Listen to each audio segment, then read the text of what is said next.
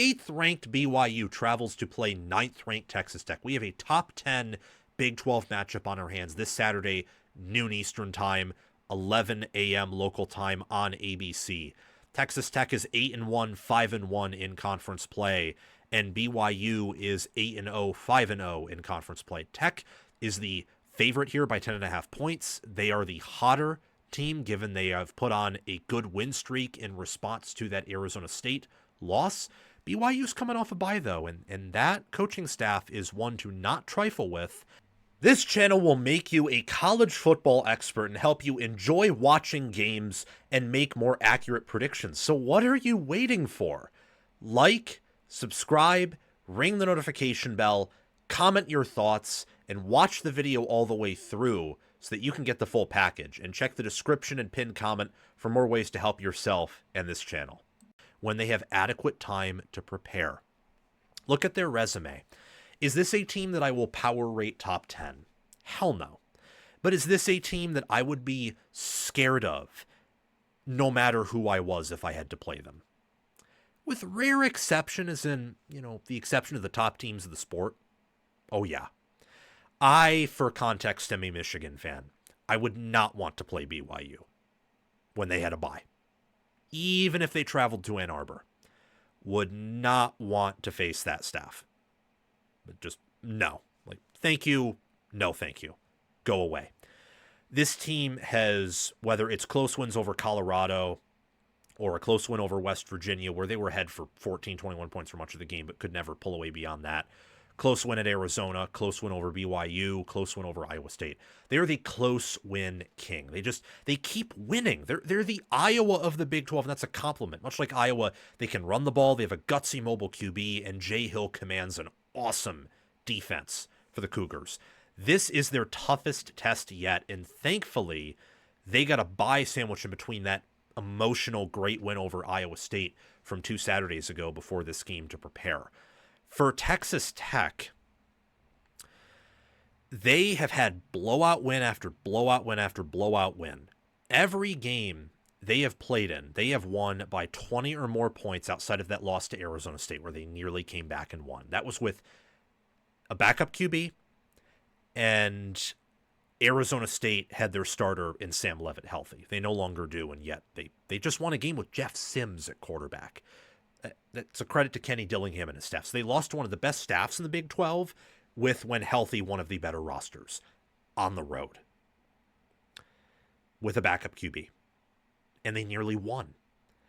This is the number 1 power-rated team in the Big 12. Doesn't mean we'll pick them to win here. I think that their staff and QB situation can sometimes be their Achilles heel. By staff, I mean their head coach, Joey McGuire. He's done an impressive coaching job this year, but just based on past history, I don't think he's a plus coach. Don't think he's a minus like I did preseason, though. Shieldwood's an amazing DC. Jay Hill's an amazing DC. This is a battle of defensive coordinators, of head coaches, and of rosters. It is going to be a tough physical war between the Cougars and the Red Raiders. This, I would say, outside of maybe Arizona State, and also definitely outside of Utah, because that was a road game, this is their second or third toughest test of the year, but they're not as healthy as they were earlier in the year. And again, BYU is that bye, and they are a nasty team. They're an annoying team for bettors. I know a professional bettor who keeps fading them and just kind of throwing money away at this point.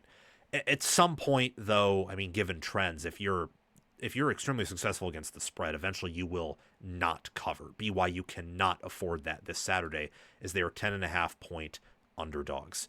Looking at some of the key stats here and players to pay attention to, for the Red Raiders, I would take an interest in these defensive ends. So Romello Height and David Bailey, Jacob Rodriguez, the linebacker behind them. How do they fare? How do they fare against a BYU team that is running the ball like their life depends on it?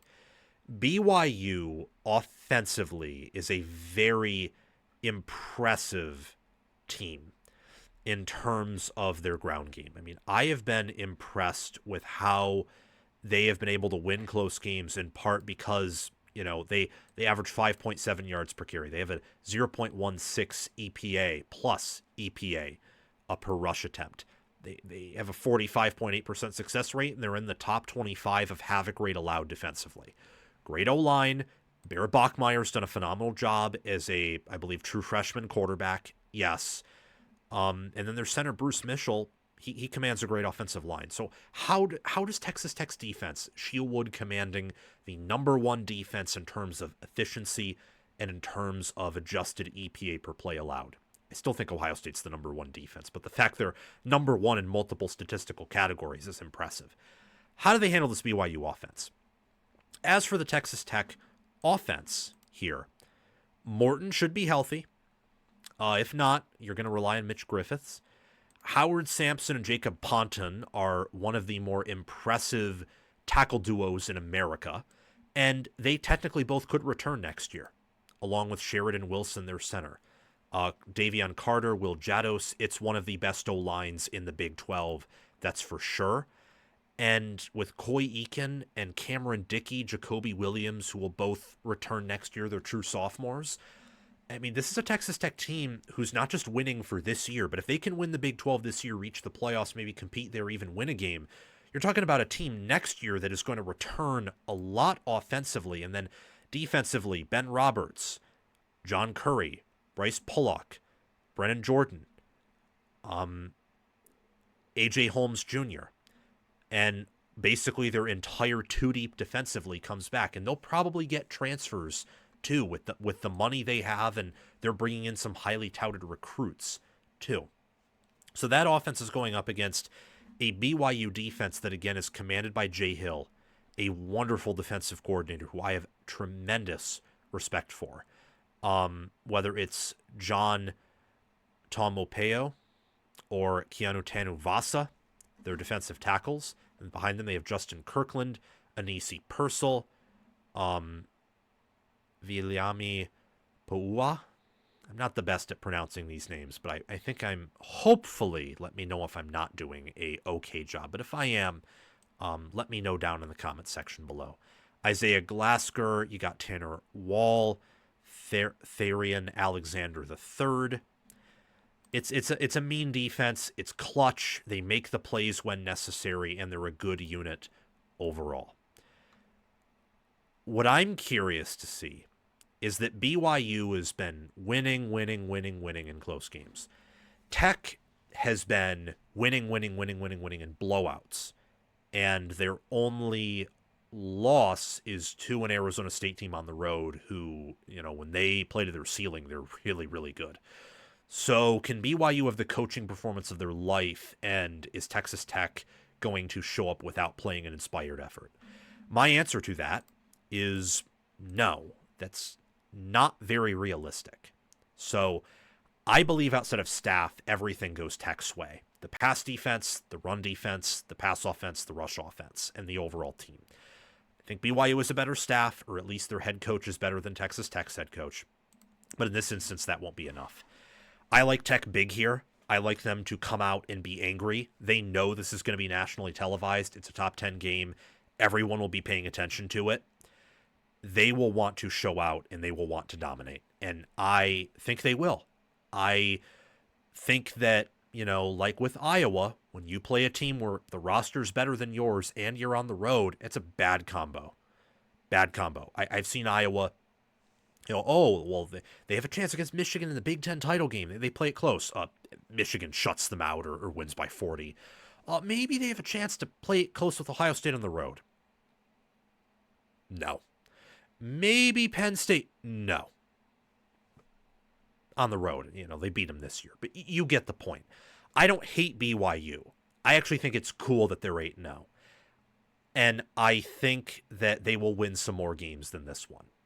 But Texas Tech's the dominant player in the Big 12 right now. And I think they're going to win and cover and show that they are the dominant player. As for standings in the Big 12, Tech needs this win because they get a win here and they're firmly back in that lock to be in the Big 12 title game as long as they don't lose another game. If they go 11-1, they're in the Big 12 title game. It just depends on who they'll play. As for BYU, a win here knocks Tech down. They're probably out of the Big 12 title game picture, at least for the moment. And BYU probably would be pretty close to a lock. They could probably then afford a loss, and they'd get in an 11-1 with that win over Texas Tech. But fortunately for Texas Tech, I like them to win and cover here. Thank you for watching. It's my mission on College Football with Sam to make you the most informed, knowledgeable, and entertained fan as possible. We aren't perfect, but we hit the nail on the head more often than we hit our thumb with the hammer. Make sure to like, subscribe, ring the notification bell, comment, and if you're here, you've probably already watched the whole video. So thank you for doing those things.